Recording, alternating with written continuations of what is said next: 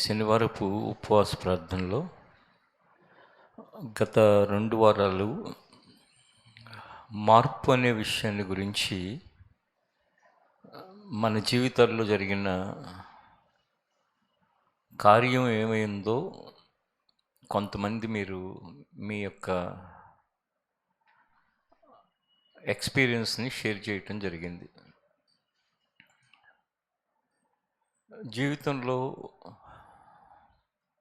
మార్పు అనే విషయం కనుక తీసుకోలేని వాళ్ళు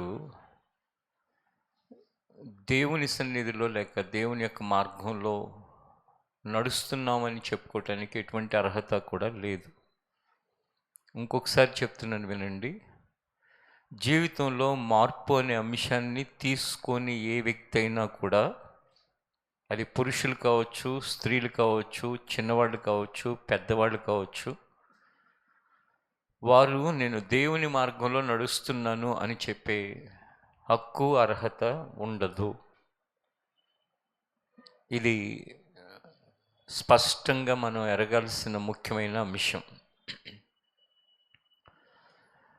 మార్పు అనే దాని కొరకు ఎవరు శ్రద్ధ పెడతారో, లేక మార్పు అనే దాన్ని ఎవరు వెల్కమ్ చేస్తారో, జీవితంలో అనేక అపాయాలను తప్పించుకునే అవకాశం ఉంటుంది. మీలో ఈ మార్పు అనే విషయం గత 2 వారాలుగా షేర్ చేసినట్లు చేయొద్దండి. అంటే చెప్పిన వాళ్ళు చేయొద్దండి. నిలబడండి. చేయొత్తడం అంటే పెద్దగా తెలియట్లేదు. ప్లీజ్ దయచేసి నిలబడండి.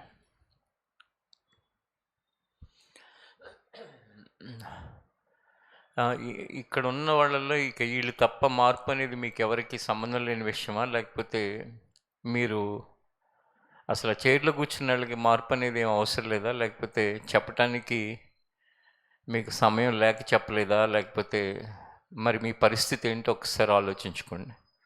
అలాగే కింద కూర్చున్న వాళ్ళలో కూడా మిగిలిన వాళ్ళు.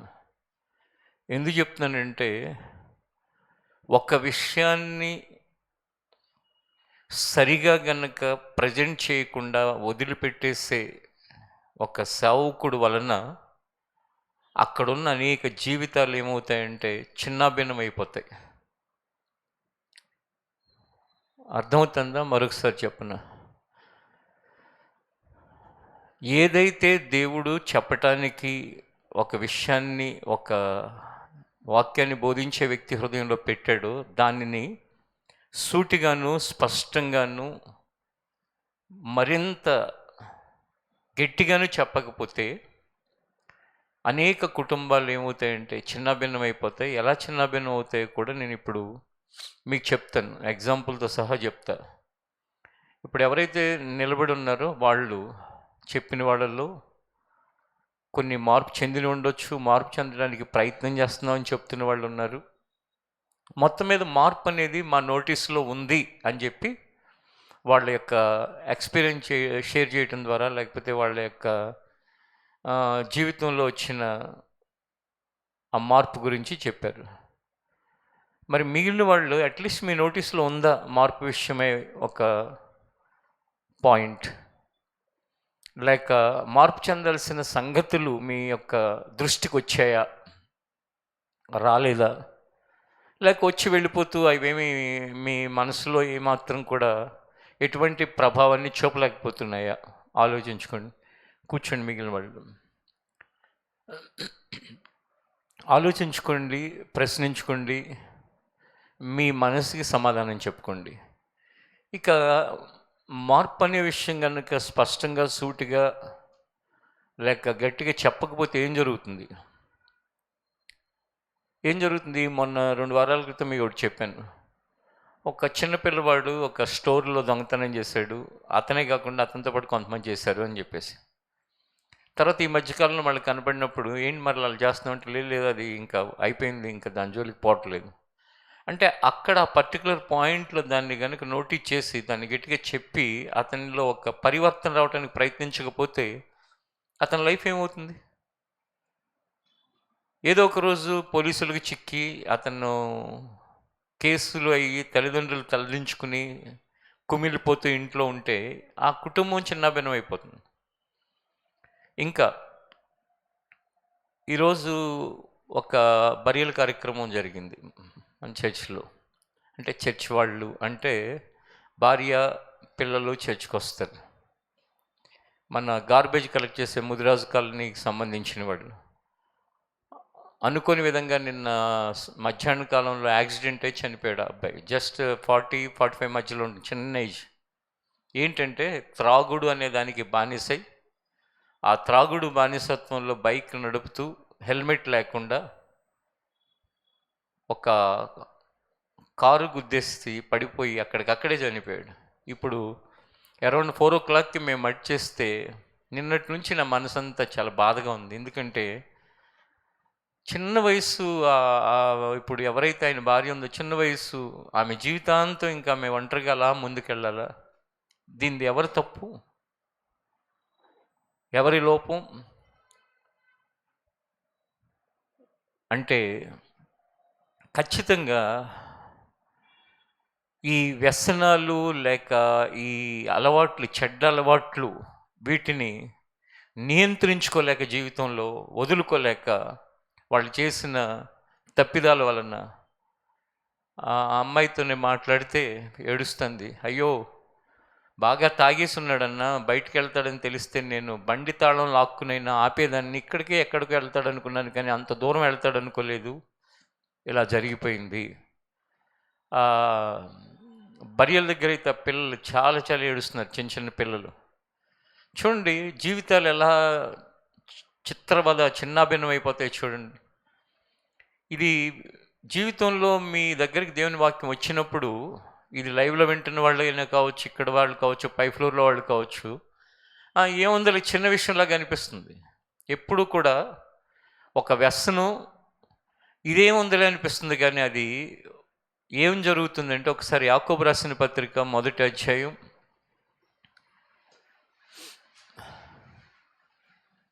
14-15 వచనాల దగ్గరికి మనం వెళ్ళి అక్కడున్న వాక్య భాగాన్ని చదువుకుందాం.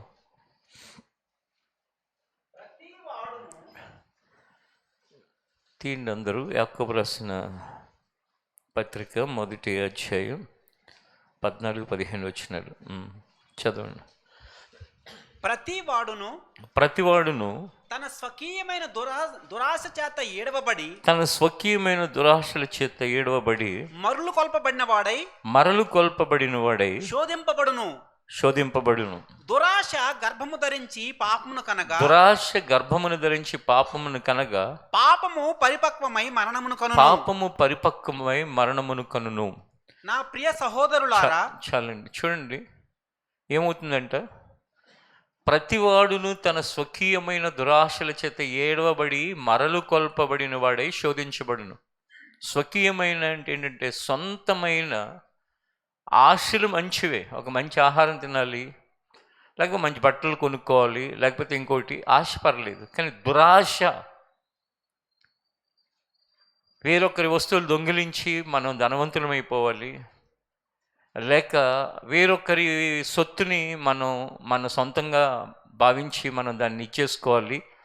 దీన్ని వాడుక భాషలో ఇలా కూడా ఉంటుంది, అది నేను చదువుతాను. దురాశలకు లోనై ఆ దురాశలలో చిక్కుపోయినప్పుడు నీతికి దూరమై చెడును చెయ్యాలనే బుద్ధి పుడుతుంది.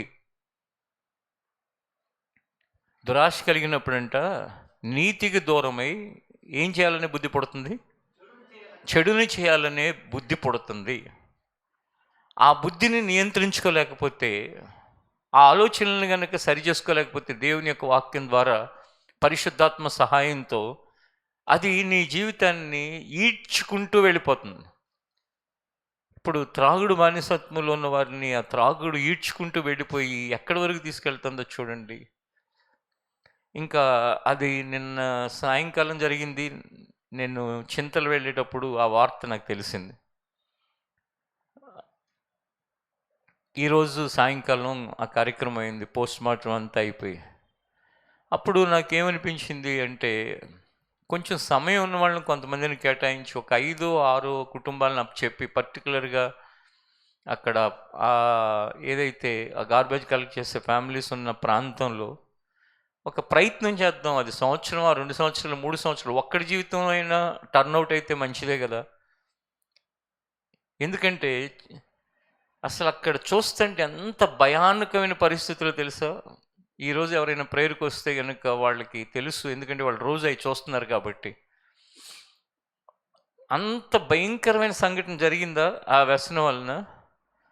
ఇంటి దగ్గర ప్రార్థన చేసి అక్కడ తీసుకెళ్ళారు గ్రౌండ్కి. తీసుకువెళ్ళే దారిలోనండి నేను కూడా వెళుతుంటే ఇంచుమించు 40 మందిని వ్యాన్లో ఎక్కించుకుని ఒక వ్యక్తి వైన్ షాప్ ముందు ఆ బండి ఆపి అక్కడికి వెళ్ళి బాటిల్ కొనుక్కుంటున్నాడు. చూడండి, 40 మంది ఆడపిల్లల్ని, అంటే పెద్దవాళ్ళు చిన్నవాళ్ళు అందరూ ఉన్నారు, అందరిని ఎక్కించుకుని బండి దాని ఎదురుగా ఆపి, అంటే వాళ్ళందరి జీవితం, వాళ్ళందరి ప్రాణాలు, వాళ్ళ పరిస్థితులు ఏమీ అసలు లెక్కలేదు. ఆ గ్రౌండ్కి వెళ్ళిన తర్వాత మనం చర్చికి వచ్చి ఒక వ్యక్తితో నేను ఇది షేర్ చేస్తాంటే, అన్న ఇప్పుడే ఉందన్న 4-5 బళ్ళు ఆగినాయేమో, ఇప్పుడు రిటర్న్లో చూడాలి మీరు, 95% ఇంక అక్కడే ఉంటారు. సరే, వాళ్ళల్లో అందరూ మనం చెప్తే వినకపోవచ్చు, కానీ చర్చికి వచ్చే కొన్ని కుటుంబాలు ఉన్నాయి. స్త్రీలైన వాళ్ళు చర్చికి వస్తారు, పురుషులు రాని వాళ్ళు ఉంటారు. లేక స్త్రీలైన వాళ్ళు వచ్చి పురుషులు వ్యసనాల్లో ఉన్న వాళ్ళు ఉంటారు. వాళ్ళ కోసం ఏదైనా ఒక ప్రయత్నం చేసి ఈ మార్పు అనే విషయం, ఈ చేంజ్ అనేదాన్ని, ట్రాన్స్ఫర్మేషన్ అనే దానిని మనం వాళ్ళ జీవితంలో కలిగేటట్లుగా, ఒకవైపు ప్రార్థనతో, మరొక వైపు మన ప్రయత్నంతో, మన యొక్క కౌన్సిలింగ్తో, లేక మన ఎంకరేజ్మెంట్తో, లేక మన యొక్క వాళ్ళకి చెప్పే మంచి విషయాలతో వాళ్ళ జీవితంలో మార్పు చెందితే అది చాలా చాలా సంతోషకరమైన విషయం. వాళ్ళే కాదు, ఒకవేళ ఈ సాటర్డే ప్రేయర్లో ఉన్న వాళ్ళు కానీ, లేక దీన్ని ఎక్కడుండి వింటున్న వాళ్ళు కానీ, మీ జీవితంలో ఏదైనా ఒక వ్యసనంలో కనుక చిక్కుకుని ఉన్నట్లయితే ఈ రోజుతో ఆ వ్యసనం నుంచి బయటకు రావడానికి ప్రయత్నం చేయండి. అది ఏం చేస్తూ ఉంటుందంటే, అది ఇంకొకసారి చదువుతారు, వినండి ఆ మాటని, 15వ వచనాన్ని. దురాశ గర్భము ధరించి పాపమును కనగా పాపము పరిపక్వమై మరణమును కనును. చూడండి, ఈ దురాశ గర్భాన్ని దాల్చి, అంటే దురాశ ఒక్క రోజులో పాపంగా మారదు. ఆ దురాశ ఉండి ఉండి ఉండి ఉండి కొంత టైం అయ్యేసరికి పాపంగా మారుతుంది. ఆ పాపం ఉండి ఉండి ఉండి పరిపక్వమై, ఇప్పుడు ఒక ఫలం ఎట్లయితే పరిపక్వమై బాగా పండిపోయిన తర్వాత రాలిపోతుందో, ఈ పాపము పరిపక్వమై ఏం కంటుందంట? మరణాన్ని కంటుంది. ఎంత దారుణమైన పరిస్థితి! పాపము నుండి మరణాన్ని కంటుంది. ఇది ఇలాంటి పరిస్థితులు ఒక త్రాగుడే కాదు, కొన్ని సందర్భాలలో డ్రగ్స్, మరికొన్ని సందర్భాలలో మరొకటి ఈ రకరకాలైన వ్యసనాలు. అంటే త్రాగుడు అనేది డైరెక్ట్గా మొత్తులోకి తీసుకెళ్ళిపోయి, లేకపోతే డ్రగ్స్ అనేవి మొత్తులోకి తీసుకెళ్ళిపోయి అవి నువ్వేం చేస్తున్నావు నీకు తెలియకుండా చేసేవైతే, కొన్ని మొత్తులోకి తీసుకువెళ్ళనివి కూడా కొన్ని రకాలైనవి, అవి బాగానే ఉన్నాయి అని అనుకుంటూ పరిపక్వమైన రోజున అది మరణానికి దారితీస్తే అది ఎంత ప్రమాదకరమైనది. అందుకే ఏదైనా సరే ఒక బ్యాడ్ హ్యాబిట్, ఒక చెడు అలవాటు చేసుకోవటం తేలికే, దాన్ని వదిలించుకోవటం చాలా చాలా కష్టం. వదిలించుకోవటం కష్టమని మీలో తెలిసిన వాళ్ళు తక్కువ మంది ఉంటారు. ఎవరో తెలుసు? ఆ వ్యసనాల్లో ఉండి బయటపడలేని వాళ్ళు, కానీ వ్యసనాల్లో ఉండి ఎంతో కష్టపడి వాళ్ళ వల్ల తిప్పలు పడి బయటపడిన వాళ్ళు, వీళ్ళకి మాత్రమే తెలుసు. ఆ వ్యసనాలకి వెళ్ళని వాళ్ళకి తెలియదు, నాకు కూడా తెలియదు. కానీ నేను దగ్గరగా కొంతమందిని చూసినప్పుడు వాళ్ళ వయసులు చిన్నవే, 20-25 మధ్యలో వయసులు వాళ్ళవి. వాళ్ళు కొన్ని వ్యసనాలలో ఉండి అవి బయట పడటానికి, ఆ వ్యసనాలు లేనివాడికి ఏమనిపిస్తుంది అంటే, గుట్కా ప్యాకెట్ మానేయటం ఏముంది, సిగరెట్ మానేయటం ఏముంది, లేకపోతే త్రాగుడు మానేయటం ఏముంది అని అనుకుంటాడు బయట నుంచి. కానీ ఆ వ్యసనం ఉన్నవాడు దాని నుంచి బయటపడటానికి ఎన్ని తిప్పలు పడుతూ ఉంటారంటే, ఓ ప్రక్కన మానాలనుకుంటారు, కొన్ని రోజులు మానుతారు, మరలా దాని దగ్గరికి వెళ్తూ ఉంటారు, మరలా వద్దు అనుకుంటారు, మరలా చాలా బాధపడుతూ ఉంటారు, దొరుకుతూ ఉంటారు, తల్లిదండ్రులతో తిట్లు, దెబ్బలు, ఇరుగు పొరుగు వాళ్ళు చెడ్డగా చూస్తూ ఉంటారు, మానాలనుకుంటారు, ఎన్ని తిప్పలు పడుతూ ఉంటారు. అందుకే ఇప్పుడిప్పుడు ఎదుగుతున్న పిల్లలు ఎట్టి పరిస్థితుల్లోనూ ఏ ఒక్కరి యొక్క ఇన్ఫ్లుయెన్స్తో అలాంటి వాటి జోలికి వెళ్ళి దాంట్లో ఇరుక్కోబాకండి. ఒక్కసారి అందులోకి ఎంటర్ అయిన తర్వాత బయటపడటం అనేది చాలా చాలా చాలా చాలా కష్టమైన విషయం. బలమైన దేవుని యొక్క సహాయం ఉంటే తప్ప అది అంత మాత్రంగా సాధ్యమైన విషయం కాదు కాదు. అందుకే మార్పు కొరకు బోధిస్తున్న సందర్భాలలో కొంతమంది ప్రోన్ వీడియోలకి, ఫొటోస్కి, వీటికి అలవాటైపోయి ఉంటారు. అంటే బూత్ సంబంధమైన బొమ్మలు లేక దానికి సంబంధించిన వీడియోలు, అవి ఏముందలే అని సరదాగా మొదలు పెడతారు. అలవాటు చేసుకుంటారులే, ఏముందలే అని చెప్పేసి సిల్లీగా దాన్ని చూడటం మొదలు పెడతారు. తర్వాత అదొక బానిసత్వంలాగా, భోజనం లేకపోయినా పర్లేదు కానీ, కొన్నిసార్లు తల్లిదండ్రులకి ఎదురు తిరిగైనా సరే, వాళ్ళ మీద తిరుగుబాటు చేసి అయినా సరే, కొన్నిసార్లు వాళ్ళని మోసం చేసి అయినా సరే, అదే పని మీద వాళ్ళ యొక్క ఆలోచనలు, వాళ్ళ యొక్క ప్రవర్తన ఉంటాయి. అందుకే ఇవన్నీ కూడా పరిపక్వమైన రోజున భయానకమైన స్థితికి మనుషులు వెళ్ళిపోతూ ఉంటారు. అందుకే మార్పు అనే అంశాన్ని జీవితంలో చాలా చాలా చాలా శ్రద్ధ పెట్టి దానిలో మనం ముందుకు వెళ్ళగలిగితే, ఒకసారి రోమీయులకు రాసిన పత్రిక 12వ అధ్యాయం దగ్గరికి కూడా రండి. అక్కడ చాలా స్పష్టంగా కనపడుతున్న వాక్య భాగాన్ని మనం చదువుకుందాం. రోమీయులకు రాసిన పత్రిక 12వ అధ్యాయం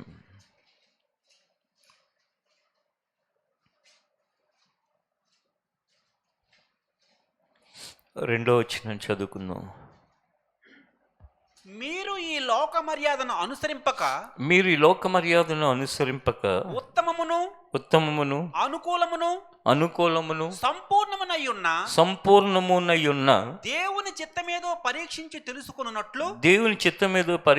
తెలుసుకున్నట్లు మీ మనస్సు మారి నూతన మగుట వలన రూపాంతరం పొందుడి. చూడండి ఏమనుంది, ఈ లోక మర్యాదను అనుసరింపక, ఉత్తమము అనుకూలము సంపూర్ణమైన దైవచిత్తం మీద పరీక్షించి తెలుసుకున్నట్టు మీ మనస్సు ఏమవ్వాలని ఉంది? మారండి. మార్పు. దేనిలోంచి మార్పు అంటే ఈ లోక మర్యాదలో నుండి మార్పు. ఇప్పుడు ముఖ్యంగా మనం ఉంటున్న ఈ రీజన్, హైదరాబాద్, ఈ పరిసర ప్రాంతాలు, ఈ సరౌండింగ్ ఏరియాస్ అన్నిటిలో ఈ జస్ట్ ప్రాక్టీస్ ఏంటంటే, లోక మర్యాద ఏంటంటే, ఇంగ్లీష్లో ప్రాక్టీస్ అంటారు. అదేంటంటే, ఎవరైనా గెస్ట్లు వస్తే వాళ్ళకి ఆల్కహాల్ త్రాగించటం, మంచి భోజనం పెట్టడం ఒక ప్రాక్టీస్. అది లోక మర్యాద. అరే, నువ్వు ఎంత దేవుళ్ళకి వెళ్తే మాత్రం మనకున్న మర్యాదను వదిలిపెట్టేస్తావరా, మనకున్న ఈ విధానాన్ని వదిలిపెట్టేస్తావా అని అంటారని దేవుళ్ళకి వచ్చి కూడా ఇలాంటి వాటి మధ్యలో బ్రతుకుతున్న వాళ్ళు ఎంతోమంది కనపడుతూ ఉంటారు. వాళ్ళు భయంతో ఒక ప్రక్కన, దేవుని వాక్యం వింటున్నప్పుడు భయం, అది మంచిది కాదని తెలుసు, కానీ వాళ్ళతో బంధుత్వం పోగొట్టుకుంటామని, లేకపోతే వాళ్ళు ఏమైనా అనుకుంటారేమోనని, లేకపోతే వాళ్ళు బాధపడతారని, వాళ్ళు వెలివేస్తారని, వాళ్ళు దూరంగా పెడతారని ఆ ప్రాక్టీస్లో వెళ్ళిపోతూ ఉంటారు. దేవుడు సూటిగా స్పష్టంగా కొండ బద్దలు కొట్టినట్లుగా చెప్తున్న విషయం ఏంటంటే, ఈ లోక మర్యాదను అనుసరించవద్దు. హల్లెలూయా. అది ఎటు నుంచి ఎటు దారి తీస్తుంది, అది దాని యొక్క ఫలం ఏ విధంగా మారుతుంది తెలియదు. నేను త్రాగేమి 2 వీలర్ నడపను, త్రాగేమి 4 వీలర్ నడపను, నాకు డ్రైవర్ ఉన్నాడు, లేకపోతే ఇంటికి వచ్చినప్పుడే తాగుతాను, ఇలా కొంతమంది, నేను ఇందాక ఫస్ట్లో చెప్పిన ఒక విషయాన్ని బట్టి అనుకోవచ్చు. అంటే యాక్సిడెంటే చచ్చిపోతారని కాదు. వాక్యమునకు విరుద్ధమైన ప్రతి వ్యసనము అది ఏ విధంగా మనల్ని మరణానికి తీసుకెళ్తుందో మనకు తెలియదు. మనశ్శాంతి లేకుండా చేస్తుందో తెలియదు. కుటుంబంలో లేనిపోయిన సమస్యలు సృష్టిస్తుందో తెలియదు. అది ఏం చేస్తుందో తెలియదు. పాపము పరిపక్వమై నీ ఆత్మీయ మరణమా, నీ కుటుంబంలో మనశ్శాంతి లేకపోవటం, అది ఏదైనా కావచ్చు. రకరకాలైన పరిస్థితులు గుండా మనుషుల జీవితంలో ఈ దరిద్రం మరీ ఒక విషయంలో ఎక్కువైపోయిందండి సొసైటీలో. అదేంటో తెలుసా, ఆ ఫోన్లో ఒకటి, అసలు అవసరం ఉన్నాడు ఫోనే, అవసరం లేనోడు ఫోనే, అవసరం ఉన్నదానికి ఫోనే, 70 ఏళ్ళు వచ్చిన ఆవిడకి ఫోనే, 80 ఏళ్ళు వచ్చిన ఫోనే, 90 ఏళ్ళు వచ్చిన ఫోనే. ఏంటంటే ఏయో చూస్తూ ఉంటారు. ఇంట్లో వంటలు మాడిపోతూ ఉంటాయి, లేకపోతే టైం అయిపోతూ ఉంటుంది, ఏదేదో చేస్తూ ఉంటారు. అసలు ఫోన్ లేనప్పుడు బ్రతికిన వాళ్ళంతా అవసరమైన దానికి, అవసరం లేని దానికి విపరీతమైన వాడకం, వాడి ఆ ఫ్రీ అయిపోయినాయి అన్నీ. ఆ కాళ్ళನ್ನು 1 నిమిషానికి 5 రూపాయలన్నా ఉండుంటే బాగుండి వచ్చేది. ఆ డబ్బుల కోసం ఆగేవాళ్ళం. ఇప్పుడు అన్నీ ఫ్రీ అయిపోయేసరికి అసలు నిజంగా చూస్తుంటే ఒక్కొక్కసారి ఈ వయసులో వీళ్ళకి ఎంతసేపు ఫోన్లో అవసరమా, లేక ఈ వ్యక్తికి చదువుకుంటున్నాడు ఇతనికి ఎంతసేపు అవసరమా, లేకపోతే ఈ ఉద్యోగం చేసుకునే ఉద్యోగానికి సంబంధించిన విషయాలు వదిలిపెట్టి ఏ ముచ్చట్లు, అవసరం లేని మాటలు, ఏయో సంగతులు. అసలు నిజంగా చెప్పాలంటే కనుక కుటుంబాల్లో అనేక సందర్భాల్లో భార్యాభర్తల మధ్య చిచ్చు, తల్లిదండ్రుల పిల్లలకి మధ్యలో చిచ్చు, అన్నదమ్ములకి మధ్యలో చిచ్చు. దానంత భయానకమైన ఒక తుఫానుని, నిజంగా చెప్పాలంటే సునామీని సృష్టించింది మరొకటి లేదని అనొచ్చేమో. ఎక్కడెక్కడికో ఎవడికి టైం పాస్ కాకపోతే ఆ ఫోన్ పట్టుకుని ఎవడు దొరికితే ఆ నెంబర్లకు చేయటం. టైం పాస్ ఎవడన్నా చేశాడంటే అసలు మాట్లాడబాకండి మీరు. ఇప్పుడు మీరు మాట్లాడుతున్నారంటే ఏంటో తెలుసా, మీ టైం వేస్ట్ చేసుకోవటమే కాకుండా అవతల వాళ్ళని కూడా పాడు చేస్తున్నట్టే. అసలు ఏ పని ఉండదు. సందీప్ ఇట్రా నువ్వు.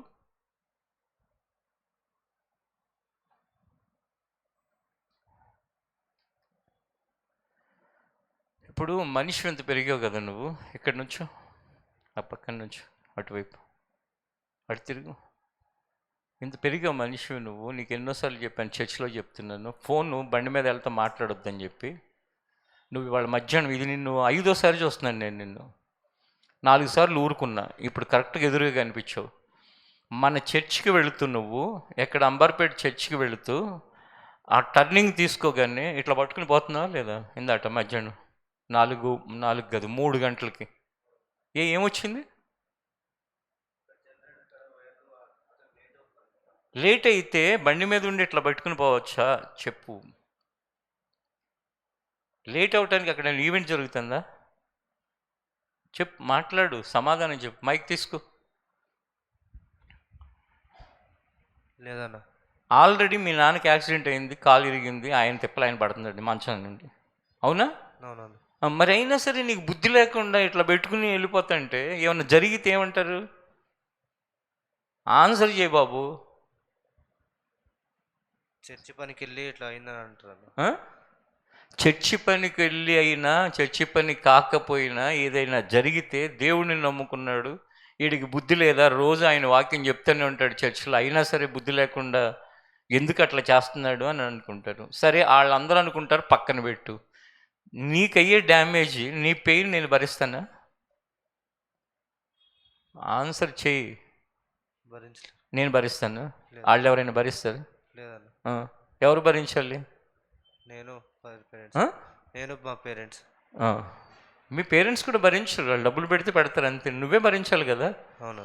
మరి రోజు శనివారాలు నేను ఎంత చెప్తున్నాను, ఎవడైనా ఒక విధానాన్ని మీరాడు అంటే, దేవుని ఆజ్ఞని మీరితే, లేకపోతే గవర్నమెంట్ పెట్టిన పద్ధతిని మీరితే దేవునికి వ్యతిరేకంగా చేసినట్టు అని చెప్పేసి, అధికారం ఎదిరించేవాడు దేవునిని ఎదిరించిన. చెప్పు, నోటితో చెప్పు, నువ్వు చెప్పు. ఎదిరించినట్టు అయితే ఎవరిని ఎదిరించినట్టు? దేవుణ్ణి అన్న. అంటే నీకు తెలుస్తుందా దేవుడిని ఎదిరిస్తున్నానని, లేకపోతే అప్పుడు గుర్తురావట్లేదా? గుర్తొస్తుందన్న. మరి ఎందుకని, ఏమొచ్చింది నీకు చెప్పు. ఇప్పుడు నేను ఎప్పుడో 100కో 1 నువ్వు నాకు కనపడతావు. ఇంతమందిలో నేను ఎక్కడో నా ప్రయాణం ఉంటుంది, నువ్వు ఎక్కడో ఉంటావు, నా కంటికే కనపడ్డావు నువ్వు. అవును కదా? హెల్మెట్ కూడా లేదు. ఏమైంది నీకు? ఏం ప్రాబ్లం ఏంటి? హెల్మెట్ లేదా నీకు? షాప్ కాడి నుంచి వచ్చాను అన్నప్పుడు. అదే, షాప్ దగ్గర నుండి వచ్చావా, ఇంటి దగ్గర నుండి వచ్చావా, పక్క నుండి వచ్చావా? పోనీ లేనోడి పద్ధతిగానే వెళ్తున్నావా? పోనీ లోపలే కదా అనుకుని వెళ్తే పద్ధతిగా వెళ్తున్నావా? ఇట్లా ఫోన్ ఇట్లా పెట్టుకుని ఇట్లా బండి వేసుకుని పోతున్నావు. జరిగితే ఎవరు బాధ్యులు చెప్పు. ఇప్పుడు నిన్ను చూసైనా ఇంకా మిగిలిన వీళ్ళకన్నా బుద్ధి వస్తుందని చెప్పేసి చెప్తున్నాను. నువ్వు ఒక్కడివే అట్లా చేసేవాడు కాదు, ఇక్కడ కూడా ఉంటారు, ఆ పైన వాళ్ళు కూడా ఉంటారు, చాలామంది ఉంటారు. ఇప్పుడు నిన్నటి వ్యక్తి కనుక అతను అప్పుడప్పుడు చర్చకు వస్తున్నాడేమో, భార్య అయితే కంటిన్యూగానే వస్తుంది. ఆ వ్యక్తి కనుక నేను చెప్పిన మాట వినుండుంటే ఎక్కడ తగల దెబ్బ, ఇక్కడ తగిలింది, అవుట్. చూడండి, అసలు ఎవరు తీసుకురాగలుగుతారు? పోయేవాడు పోతాడు, కానీ వెనక ఉన్న వాళ్ళ పరిస్థితి ఏంటి? కుటుంబాలు, పిల్లలు, వాళ్ళ భవిష్యత్తు. ఈ సమాజంలోనేమో ఇంట్లో వాళ్ళకి ఏమన్నా అయితేనే రేపటికి ఏదో అయిపోతుంది, కానీ ఇంకా బయట సంగతి ఎవడు ఆలోచిస్తాడు. కానీ అసలు వాళ్ళ ఇమ్మీడియట్ ఫ్యామిలీలో కనుక మీలో మెంబర్ అయితే ఇంక ఏడుస్తూనే ఉంటారు మీరు ఈరోజు. ఇప్పుడే కాదు, ఎందుకంటే వాళ్ళ యొక్క జీవితాంతం ఒంటరి జీవితం మీలో ఒంటరి జీవితం జీవించే వాళ్ళకి తెలుస్తుంది. జీవించిన వాళ్ళకి ఏం తెలుస్తుంది ఆ బాధ? మునిగినాడికే చలి తెలుస్తుంది అని చెప్పి నీళ్ళలో, అలాగే అలాంటి పరిస్థితిని ఫేస్ చేసినాడికి తెలుస్తుంది. లేదా అలాంటి పరిస్థితి గురించి లోతుగా ఆలోచించి వాళ్ళ మీద విశేషమైన ప్రేమ, గుండెల నిండా దైవ ప్రేమ ఉంటే వాళ్ళ బాధ తెలుస్తుంది. ఇప్పుడు నేను పెంచారు, పెద్ద చేశారు, చదివిస్తున్నారు, ఇంకా చదువుకుంటున్నావు, చదువుకునేవాడివి ఒక పద్ధతి.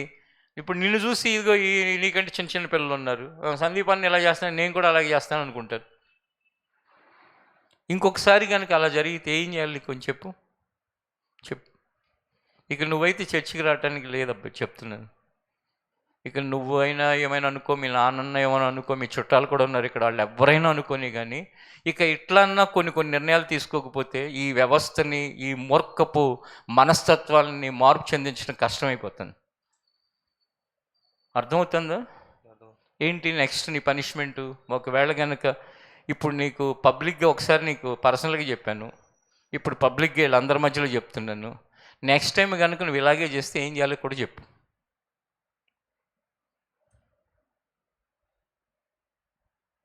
అలా అమాయకంగా నా ముఖమేంక చూడకు బాబు. నువ్వు ఫోన్ మాట్లాడితే వెళ్తే నా డబ్బులను పోతాయా? లేకపోతే నీకేమన్నా జరిగితే నాకేమన్నా నష్టమా? ఎవరి కోసం చెప్తున్నాను ఇది? నీకోసమే కదా. ఇంకొకసారి చేయకుండా ఉంటావా? చేస్తే మాత్రం ఇంకా నువ్వేదో చూసుకో. అనవసరంగా వచ్చి ఊరిని నా కళ్ళ ముందు రోజు కనపడతా చెప్పింది వినకుండా ఎందుకు? ఇప్పుడు చెప్పేది చేయని బ్యాచ్ ఉంటారు అట్లాంటి వాళ్ళు అనుకో, ఇక వాళ్ళకి ఏంటంటే గుడ్డాలు కలిపి గుంట్లో పడతారు, ఏమవుతారు అవుతారు. నాకైతే ఒకటే అనిపిస్తుంది ఏంటంటే, దేవుని వాక్యానుసారంగా నడుస్తారు. ఇప్పుడు నేనేమి మొయ్యలేని బరువులు పెట్టి మీరు మొయ్యాల్సిందే, చస్తారో బ్రతుకుతారో తెలియదని అన్న చెప్తున్నాను. సింపుల్ విషయమా లేకపోతే పెద్ద విషయమా చెప్పండి? సింపుల్ విషయం చేయకుండా కుటుంబాల మీదకి శాపం తెచ్చి పెడతా, పిల్లల్ని దిక్కులేనాలని చేస్తా, సమాజంలో అందరి ముందు దేవుడికి అవమానం కలగజేస్తా. ఎందుకండి బ్రతుకు? ఎందుకు? ఒకసారి అనిపిస్తుంది, చెప్పి వీళ్ళ మార్పు రాకపోతే కనుక అసలు ఈ చెప్తున్న నేను ఎందుకు చెప్పాలి? లేకపోతే అసలు ఎందుకు ఈ పనిలో నేను ముందుకు వెళ్ళాలి? అసలు ఈ మార్పు అనేది లేకపోతే కనుక అసలు దేనికి? అసలు ఒక వృత్తిలాగా ఎంచుకునేవాడికైతే ఈ బాధలన్నీ ఉండవు. లేకపోతే ఇది ఒక అధికారం కోసం ఒక దారి అయితే ఏ బాధ ఉండదు. కాబట్టి మీలో ప్రతి వాళ్ళకి చెప్తున్న దాంట్లో మీ వల్ల కానివి ఏదైనా మీరు డివేట్ అయితే పర్లా, కానీ మీ వల్ల అయ్యే వాటిని కూడా డివేట్ అవటం అంటే ఏంటో తెలుసా? మీ వల్ల అయ్యే వాటిని మీరు కనుక చేయకుండా మీ ఇష్టం వచ్చినట్టుగా కనుక బ్రతుకుతూ ఉంటే మాత్రం ఇది మీకు సరైన ప్లేస్ కాదు. ఇప్పుడు మీరు ఎవరైనా అనుకోవచ్చు, వద్దంటే ఏం చేస్తారు, అయినా సరే వస్తామంటే, నేను వద్దన్న వస్తే నేనేం చేయను. కానీ వద్దన్న తర్వాత వస్తే ఏమవుతుందో అది బైబిల్లో ఉన్న వాక్యం తెలిసిన వాళ్ళకి తెలుసు. కాబట్టి ఒకటి మాత్రం షూర్, అదేంటంటే మార్పు అనే దాని మీద ఫోకస్ అనేది ఖచ్చితంగా ఉంటుంది. మీ పిల్లలు కావచ్చు, మీలో పెద్దవాళ్ళు కావచ్చు, లేకపోతే ఎవరైనా కావచ్చు, మార్పు లేకుండా మీరు వచ్చిపోవటం అనేది మాత్రం ఏమాత్రం కూడా దేవుడు సంతోషపడ్డు, నేను అంతకంటే సంతోషపడను, ఇంకా ఎవరు సంతోషపడరు. ఎందుకంటే దేవుడైతే ఫిజికల్గా ఇక్కడ మీతో ఉండట్లేదు కదా, నేను ఫిజికల్గా ఇక్కడ ఉంటున్నాను. ఫిజికల్గా ఉన్నవాడైతే వెంటనే ఒక రియాక్షన్ ఉంటుంది. పరిశుద్ధాత్మ దేవుడు మాట్లాడుతున్నాడు అనుకోండి, ఆయన ఏం చేస్తారంటే అబ్బా సర్లే అని చెప్పేసి త్రోసివేయటానికి అవకాశం ఉంటుంది. దేవుడు ఆయన ప్రతినిధి ఇక్కడ పెట్టుకునేది ఎందుకు? సుబోధ సంబంధమైన దేవుని వాక్యాన్ని వారికి బోధించి, ఖండించి, గద్దించి, బుద్ధి చెప్పు అని చెప్పాడు తిమోతితో పౌలు ఉత్తరం రాస్తూ. కాబట్టి సందీప్, నీకైతే మాత్రం ఇది లాస్ట్ అండ్ ఫైనల్ చెప్పటం, ఇంకా ఒకసారి చెప్పటం ఉండదు. అర్థమవుతుంది కదా? వెళ్ళి కూర్చో.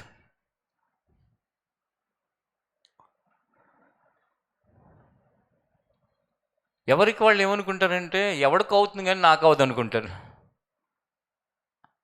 అవునా? ఆ ఒక్కడు మనమైతే ఇంటి పరిస్థితి అనేది నేను ప్రశ్నించేది. వాళ్ళ ఫాదర్కి 1.5 month అయింది, అనుకోకుండా సడన్గా ఆయనకు కూడా హెల్మెట్ లేదు. దేవుడి దయవల్ల తలకేం అవలా, చిన్న ఒక ఫ్రాక్చర్తోనే అయిపోయింది. అదేమన్నా అయ్యి ఉంటే ఒక ప్రక్కన ఇంట్లో ఒక వ్యక్తి సఫర్ అవుతున్నాడు, ఒక వ్యక్తికి అలాంటి జరిగింది, అయినా సరే ఇంట్లో ఇంకొకడికి కూడా బుద్ధి లేకపోతే ఇంకెవరికి ఎప్పుడు బుద్ధి వస్తుంది చెప్పండి? అసలు దేవుని వాక్యం అంటే ఏంటి? నీ వాక్యము నా పాదములకు దీపము, నా త్రోవకు వెలుగు. అంటే మనం నడవలసిన విషయాల గురించి మనకు నేర్పించకపోతే అది వాక్యమే కాదు. మనం వెళ్ళవలసిన దారుల గురించి అది స్పష్టంగా మనకి కనుక తెలియపరచకపోతే అది ఒక కథను విని వెళ్ళిపోయిన ఒక సంగతి అయిపోతుంది. ఇప్పుడు అప్పుడప్పుడు నేను అంటూ ఉంటాను కదా ఒక మాట, ఏమన్నా తెలుసా? ఇప్పుడు ఇవాళ శనివారమే వచ్చింది, ఈ టాపిక్ మన మార్పు అనే టాపిక్ కాదు. మీరందరూ శ్రద్ధగా వచ్చి కూర్చున్నారు. యేసు ప్రభు బ్రతుకున్నప్పుడు ఏం జరిగిందో తెలుసా? ఆయన దారి గుండా వెళ్తున్నాడు, ఓ పొట్టోడు ఒకడు ఆయన చూడాలని బాగా అనుకున్నాడు. ఆ పొట్టోడు పరిగెత్తుకుంటూ వెళ్ళాడు. అనగానే పొట్టోడు అని 4 సార్లు అనగానే మీకు నవ్వు వస్తుంది పొడుగాళ్ళకి, పొట్టోళ్ళకేమో బాధేస్తుంది. ఆ పొట్టోడు పరిగెత్తుకుంటూ వెళ్ళి ఆయన చూడలేకపోయేసరికి ఆ పొట్టోడికి చాలా తెలివితేటలు బాగా ఉంటాయి. నా మాటలు కాదు, చెప్పేవాళ్ళ సంగతులు చెప్తున్నా. తెలివితేటలు బాగా ఉంటాయి. అందుకని వెళ్ళి చెట్టుకి కూర్చున్నాడు. ఆ చెట్టు మీద నుంచి ఇలా చూస్తున్నాడు, ఎప్పుడు వస్తాడు. ఆయన రానే వచ్చాడు. ఆయనకు అన్నీ తెలిసినవాడు కాబట్టి ఆ దేవుడు ఆ పొట్టోడిని, ఒరే దిగరా, కిందకి దిగు అన్నాడు. వచ్చేసాడు. ఆ పొట్టివాడు ఇంటికి యేసు ప్రభు వెళ్ళాడు. అప్పుడు ఆ పొట్టివాడు యేసు ప్రభుని చేర్చుకునేసరికి ఆ పొట్టివాడి జీవితంలో గొప్ప మార్పు కలిగింది. ఇప్పుడు కాసేపు నవ్వించడం, కాసేపు సరదాగా ఉంటుంది, కాసేపు ఒక స్టోరీ విన్నట్టు ఉంటుంది. అంటే ఒకే స్టోరీ ఉండదు బైబిల్, ఇలా ఎన్నో స్టోరీలు ఉంటాయి. అప్పుడు మీకు ఎవరికి ఏం బాధ లేదు. దానికి సంబంధించి పొట్టివాడు అంటే పొట్టిగా ఉన్న వాళ్ళకి కొంచెం బాధేస్తుంది. అయినా ఏం చేస్తారు, ఈరోజు వాళ్ళు బాధపడతారు, రేపొద్దున ఒక ముసలివాడు అని మొదలు పెడతారు. అప్పుడు వాళ్ళకి కొంచెం బాధేస్తుంది, మిగిలిన వాళ్ళందరూ నవ్వుతూ ఉంటారు. ఆ తర్వాత ఇంకొకడు ఆడు కాడిలాగా ఉన్నాడు, ఆడు తాడి చెట్టులాగా ఉన్నాడు అని చెప్పి గొలియాత్ గురించి మొదలు పెడతారు. ఎవరన్నా హైట్గా ఉంటే వాళ్ళకి బాధేస్తుంది, మిగతా వాళ్ళు నవ్వుకుంటారు. ఇది కాదు. ఇలా చెప్పుకుంటూ వెళ్ళటం అనేది ఒకరోజు ఒక ప్రసంగం అయిపోతుంది. కానీ దేవుడు కోరుకునేది, దేవుని యొక్క వాక్యం అనేది అందుకోసం లేదు. మనము లోక మర్యాదను అనుసరింపకుండా మన మనస్సు మారి నూతనమై రూపాంతరం చెందటానికి, ట్రాన్స్ఫర్మేషన్ చెందటానికి ఉంది దేవుని వాక్యం. మీలో ఎవరెవరు ఏ లోపాలతో, ఏ బలహీనతలతో తరంబడుతున్నారో, కొట్టబడుతున్నారో, మీలో పడుతూ లేస్తూ ప్రయాణం కొనసాగిస్తున్నారో, లేక ఎవరికి తెలియకుండా రహస్యంగా మీ జీవితాన్ని ఏలుబడి చేస్తున్నాయి, అవన్నీ బయటకు రావాలి. దేవుడు ఒక మార్పును కలుగు చేయాలి. ఒకసారి కొరింథీయులకు రాసిన మొదటి పత్రికను తెరవండి మీరు బైబిల్లో నుంచి.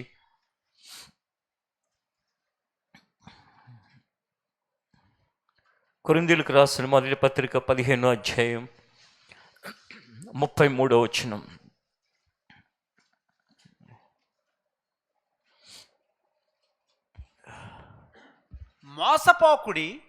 మోసపోకుడి, దుష్ట సాంగత్యము మంచి నడవడిని చెరుపును. దుష్ట సాంగత్యము మంచి నడవడిని చెరుపును. నీతి ప్రవర్తన గలవారై మేల్కొని పాపము చేయకుడి. దేవుని గూర్చిన జ్ఞానము కొందరికి లేదు. మీకు సిగ్గు కలుగుటకై ఇట్లు చెప్పుచున్నాను. నేను అప్పుడప్పుడు వాక్యం చెప్తున్నప్పుడు సిగ్గుందా అంటాను. మీకు కోపం వస్తుంది కదా, అంటే అందరికి కాదు, కొంతమందికి. ఏంటి అసలు వాక్యంలో సిగ్గు ఉందా అని అంటున్నారు. అక్కడ అన్నాడా లేదా పౌలు? ఏం కలగటానికి చెప్తున్నాను అంటున్నాడు? సిగ్గు కలుగుటకై మీకు చెప్తున్నా. దేవుని గూర్చిన జ్ఞానము కొందరికి లేదు. మోసపోకుడి, దుష్ట సాంగత్యము మంచి నడవడిని చెరుపును. చిన్నపిల్లడు అయిపోయాడు కానీ కొన్ని తప్పులు చేసినాడు, లేకపోతే మీ మధ్యలో నిలబెట్టేవాడిని. ఆ పిల్లవాడు ఆ తప్పులు చేయటానికి ప్రధాన కారణం ఏంటో తెలుసా? ఒక దుష్టుడు, ఆ దుష్ట సాంగత్యం ఆ అబ్బాయిని ఏం చేసింది? మంచి నడవడికలన్నీ చెరిపేసింది. కాబట్టి తేడా మాట్లాడి తిరుగుతూ ఉంటారు చర్చెస్లో. దుష్ట సాంగత్యం, అలాంటి వాళ్ళు తేడా మాట్లాడేవాడితో స్నేహం చేసావా, సాంగత్యం చేసావా, నీ మంచి నడవడి కూడా చెడిపోతుంది. ఆ తేడా మాట్లాడేవాళ్ళు భయంకరమైన అతి తెలివితేటలు ప్రదర్శిస్తూ ఉంటారు. ఇక అవన్నీ చెప్పడానికి ఇప్పుడు నాకు సమయం లేదు, ఎప్పుడైనా వచ్చినప్పుడు సందర్భం వచ్చినప్పుడు చెప్తాను. తేడా మాటలు మాట్లాడేవాడు నీకు ఆ మాటలు సరదాగా ఉన్నాయనుకో, నీ మంచి నడవడి చెడిపోయి నీ జీవితం దైవ జ్ఞానం లేని బుద్ధిహీనురాలుగా మారుతావు. కాబట్టి ఆలోచించుకోండి, మనం ఎక్కడ ఉండాలి, ఎవరితో ఉండాలి, మన సాంగత్యం అంటే మన స్నేహం ఎవరితో, మన యొక్క నడవడిక మంచిగా ఉండటం కోసం మనం ఎవరితో మన జీవితంలో ఒక సహవాసం కలిగిన వారిగా ఉండాలి, ఏ విధంగా మన ప్రయాణాన్ని కొనసాగించాలి. 1, 2, 3 సంవత్సరాలు కదా, 37 సంవత్సరాలు నేను ప్రభువుని ఎరిగి ఏ ఒక్క చోట ఏ ఒక్క తిరుగుబాటుదారుడు కానీ, ఏ ఒక్క దేవుని వాక్యానికి విరోధంగా ప్రవర్తించేవాడు కానీ, సంఘాలలో వాక్యమును వ్యతిరేకించేవాడు కానీ క్షేమంగా నెమ్మదిగా ఉన్నది ఎక్కడ ఒక్కడిని చూడలే నేను. మీరు ఎవరైనా ఉంటే ఒక్కడిని చూపించండి నాకు చాలు. అందుకే కొన్నిసార్లు నేను చెప్తూ ఉంటాను, ఏమనంటే ఈ బోధ నీకు నచ్చలేదనుకో, ఇప్పుడు నేను ఏం మాట్లాడినా దాంట్లో ఏం తప్పు దొరుకుతుందా అని ఎదురు చూస్తున్నారు అనుకో, అలాంటప్పుడు మనసు కల్పనవాడు అలా ఎదురు చూస్తాడు. ఆ కల్పనవాడు ఇక్కడ ఉండటం కంటే ఇక్కడి నుంచి వెళ్ళిపోవటం మంచిది మంచిది మంచిది అని నేనే ఎందుకు చెప్తానంటే, నేను ఒక్కడని కదా, నాలాంటి వాళ్ళు ఎవరు వేళతో లెక్క పెట్టేవాళ్ళు ఉంటారు ఈ భూమి మీద. వాళ్ళు ఎందుకు చెప్తారంటే, ఆ ఎదురు తిరిగేవాడో లేకపోతే మనసు కల్పనవాడు కూడా బాగుపడాలనే ప్రేమ ఉంటుంది కాబట్టి. ఎవరికైనా మనసు కల్పన్నాడు బాగుపడాలని ప్రేమ ఉంటుందో చెడిపోవాలని కోరుకుంటారా? మామూలుగా మన మాట విన్నవాడు చెడిపోవాలని కోరుకుంటారు, కానీ నా మాట విన్నవాడు కూడా బాగుపడాలని నేను కోరుకుంటున్నాను. మనస్సు కలపని వాడు ఉండి చెడిపోవటం కంటే మనస్సు కలపని వాడు దూరంగా వెళ్ళి మంచి భక్తి చేసుకుంటే మంచిదే కదా, లేక వాడి ప్రవర్తనలో మార్పు తెచ్చుకుంటే మంచిదే కదా. కాబట్టి దుష్ట సాంగత్యము మంచి నడవడిని చెరుపుతుంది. దీంట్లో ముఖ్యంగా తల్లిదండ్రుల పాత్ర ప్రధానమైనది. నీ పిల్లలు ఎవరితో సాంగత్యం చేస్తున్నారు, వాళ్ళు ఎలాంటి వాళ్ళు. మన నాతో షటిల్ ఆడుతున్నాడు ఒకడు 3 రోజుల క్రితం, చాలా కష్టపడి ఇట్లా పైకి లేపాడు పిల్లోడు. వాళ్ళు ఒక్కోసారి అక్కడ పిల్లలు ఉంటారు, ఖాళీగా ఉన్నప్పుడు ఖాళీ ఉంటే సరే ఆడనేస్తాం మేము. టకామని ఒక భయంకరమైన బూతు తను తిట్టుకుంటున్నాడు. అంటే కాకుని తిట్టాడో మరి బ్యాట్ని తిట్టాడో తను తిట్టుకుంటున్నాడు. అంటే తను కష్టపడి తీయాల్సి వచ్చింది ఆ కాకు. వెంటనే నచ్చు ఏంటంటే అన్న సారీ అన్న అంటున్నాడు. ఇప్పుడు నా ఏజీ ఆ అబ్బాయి ఏజీ నాకంటే సగం కంటే తక్కువ. ఇప్పుడు నేనేమి సాంగత్యం చేయట్లేదు, నా ప్రక్కన ఆడుతున్నాడు అనుకోండి, అలాంటి వయసాడే ఇంకొకడు ఉన్నాడు అనుకోండి, వాడు ఫ్రెండ్స్ అయిపోయి ఆ బూతులు వీడు కూడా నేర్చుకునే అవకాశం ఉంటుంది. లేకపోతే వాడి చూపులు వీడు కూడా నేర్చుకునే అవకాశం ఉంటుంది, వాడి ప్రవర్తన వీడు కూడా నేర్చుకునే అవకాశం ఉంటుంది. కాబట్టి అసలు మన పిల్లలు ఎవరితో స్నేహాలు చేస్తున్నారు? నేను ఆ మాట నా నోటితో అనలేక ఆపుతున్నది ఆ అబ్బాయి పలికింది. అంటే ఊతపదం అనమాట. ఇంకది కొంతమందికి ఏంటంటే మారు మనసు లేని వాళ్ళకి, లోతైన మారు మనసు లేని వాళ్ళకి బూతులు అనేవి నోట్లో ఏదో ఒక విధంగా వచ్చేస్తూ ఉంటాయి. దుష్ట సాంగత్యము మంచి నడవడిని ఏం చేస్తుంది? చెరుపుతుంది. మీకు స్పష్టంగా చెప్తున్నాను, చర్చికి సంబంధించిన సంగతులలో ఏ ఒక్క విషయాన్నైనా అది నేరంగా ఘోరంగా చిత్రీకరించిన ఎవడైనా వాడు దుష్టుడే. ఆ దుష్టుడితో సాంగత్యం చేసిన ప్రతి వ్యక్తి కూడా దాని ఫలాన్ని అనుభవించాలి. అంటే ఇక్కడ తప్పులుంటే మరి మాట్లాడకూడదంటే మాట్లాడచ్చు. ఎలాగో తెలుసా, ఏదైనా తప్పు జరుగుతుంది, ఎవరైనా ఏదైనా చెడు చేస్తున్నారు, లేకపోతే వాళ్ళు మంచిగా లేరు, డైరెక్ట్గా ఎప్పుడైనా చెప్పడానికి అవకాశం ఉంది కదా. నాకు చెప్పొచ్చు, లేకపోతే నా తర్వాత ఈ పరిచయంలో ఉన్న వాక్యం చెప్పేవాళ్ళు ఉన్నారు, పాటలు పాడేవాళ్ళు ఉన్నారు, వీళ్ళు కొంచెం పెద్దలుగా ఉండేవాళ్ళు ఉంటారు, వాళ్ళకి చెప్పొచ్చు, అన్న పలానా వ్యక్తి ఇలా చేస్తాను, లేదా పలానామె ఇలా చేస్తుంది, ఇలా జరుగుతుంది చెప్పొచ్చు. కానీ ఎక్కడికి వెళ్ళాలో అక్కడికి వెళ్ళకుండా, ఎవరికి చెప్పాలో వాళ్ళకి చెప్పకుండా, అదేదో పెద్ద నేరం ఘోరంలాగా, లేక అదేదో భయంకరమైన విషయంలాగా, ఎవరు కనపడితే వాళ్ళకి, ఎవరితో దొరికితే వాళ్ళతో షేర్ చేసేస్తా, వాళ్ళ మనసును పాడు చేస్తా, అలాంటి పనులు చేసాం అనుకోండి, అలాంటి వాడు ఎవడంటే వాళ్ళు పురుషులైన స్త్రీలైన దుష్టుడు. ఆ దుష్టుడి సాంగత్యం మంచివాడిని ఏం చేస్తుంది? చెరిపేస్తుంది. మీలో ఈ పరిచర్య యొక్క విధానాలు, ఈ పద్ధతి, ఇవన్నీ మీలో ఎక్కువ మందికి తెలుసు.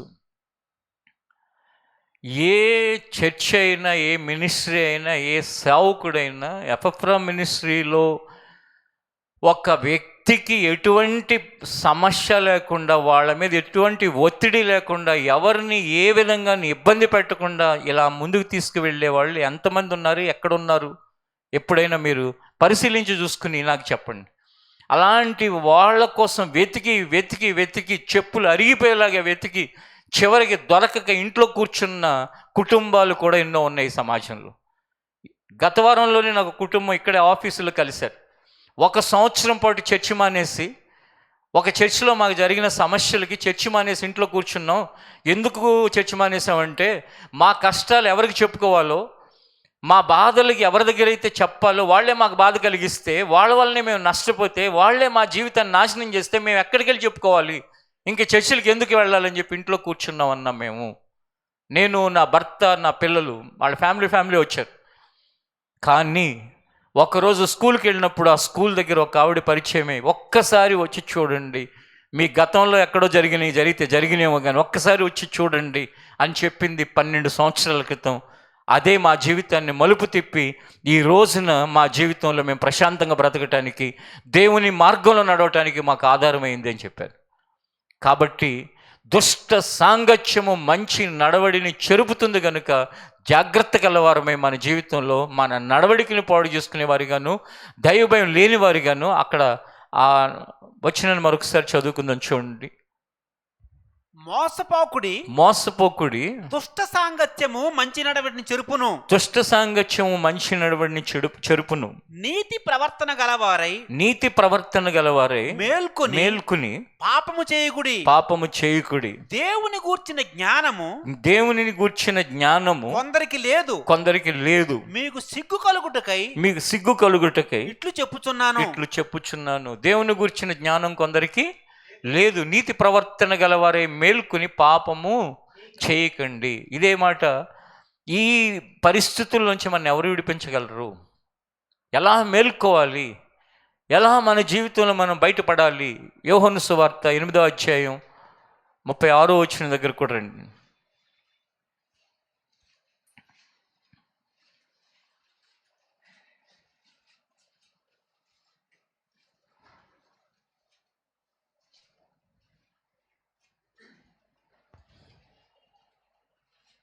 కుమారుడు మిమ్మును స్వతంత్రులుగా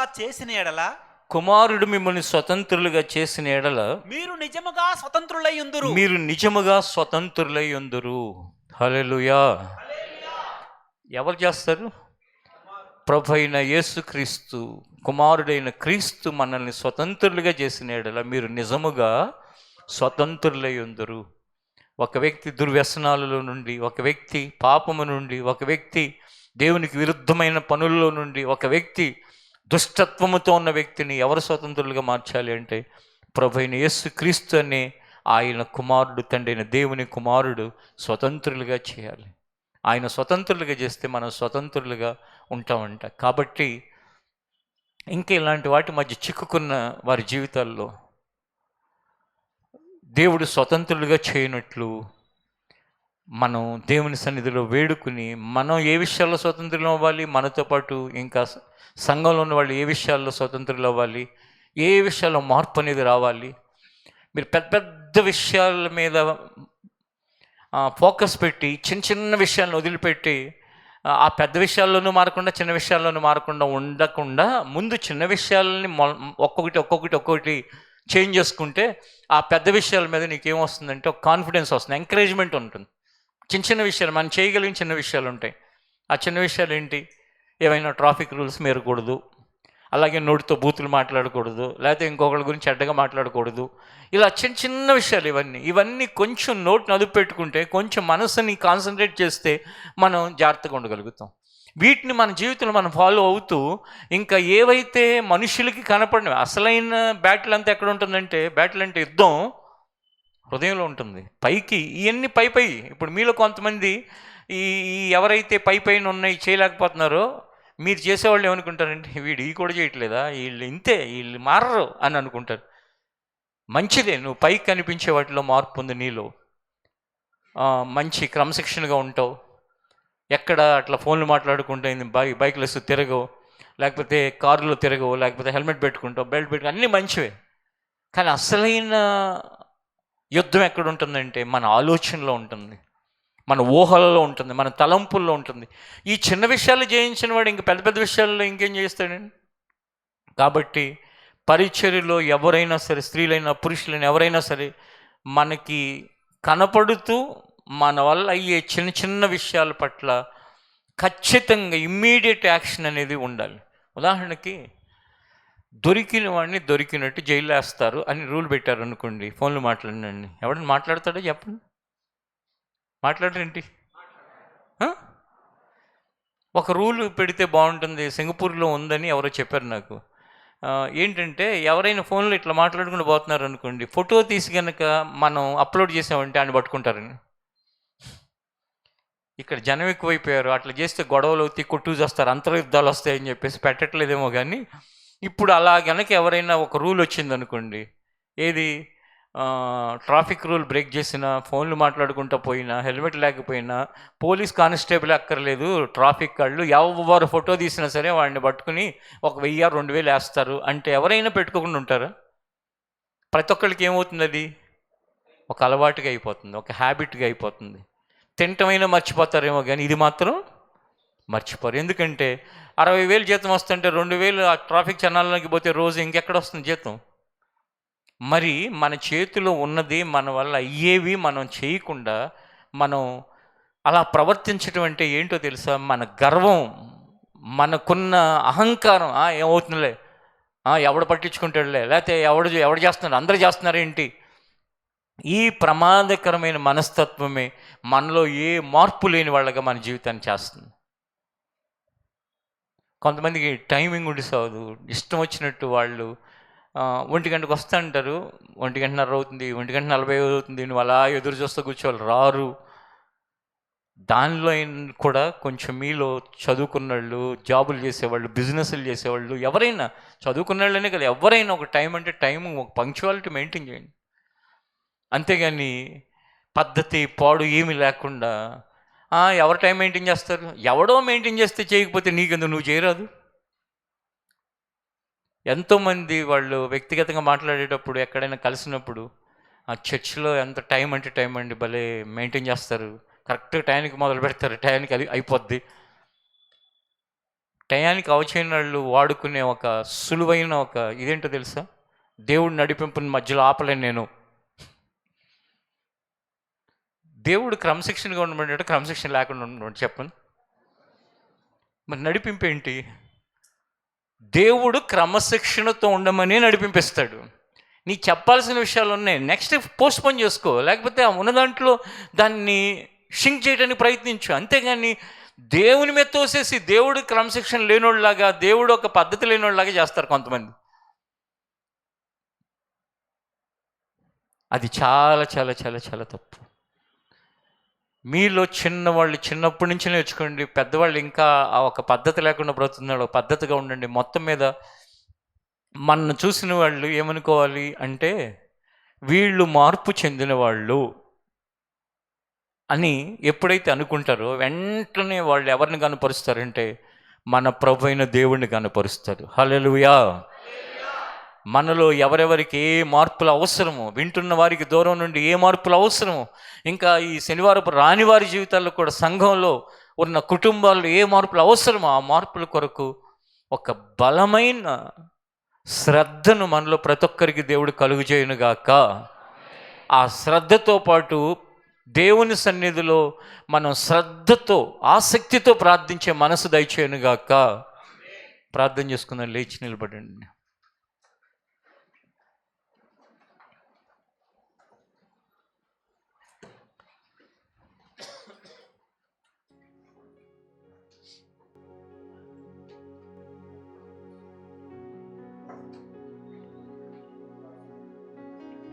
ఎవరు అనాలోచనలో ఉండక, నీలో ఏ విషయాల్లో మార్పు అవసరమైందో వాటిని ఒక్కసారి జ్ఞాపకానికి తెచ్చుకుని,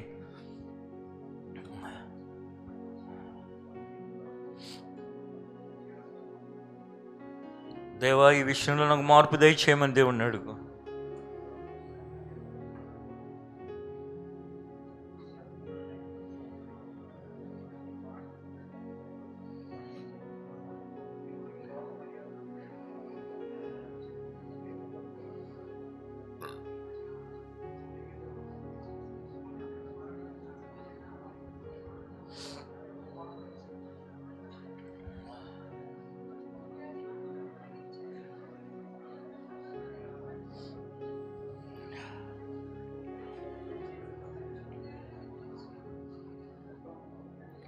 కుమారుడు మిమ్మల్ని స్వతంత్రులుగా చేసిన యెడల మీరు నిజముగా స్వతంత్రులవుదురు అంటున్నాడు దేవుడు.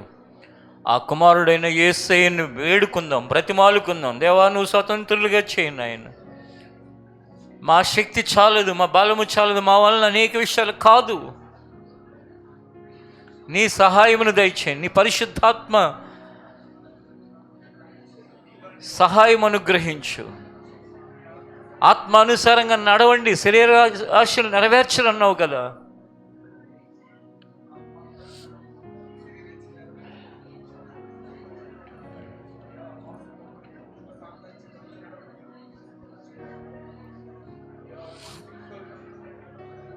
ఆమేన్. ప్రభువా, మార్పు లేని ఈ పని నాకు వద్దు ప్రభువా. మార్పు లేని ఈ పరిచర్య వద్దు నాయన. మార్పు ఖచ్చితంగా కావాలి. నీ వాక్యం చెప్తుంది, కుమారుడు మిమ్మల్ని స్వతంత్రులుగా చేసిన యెడల మీరు నిజముగా స్వతంత్రులగుదురు అని చెప్తుంది నాయన.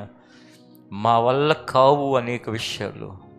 నువ్వు మమ్మల్ని మారుస్తానని చెప్తున్నావు, మీరు మమ్మల్ని విడిపిస్తానని చెప్తున్నారు, మీరు మమ్మల్ని స్వతంత్రులుగా బానిసత్వం నుంచి విడిపిస్తానని చెప్తున్నారు. మేము కోరుకుంటున్నాం, సహాయం చేయండి.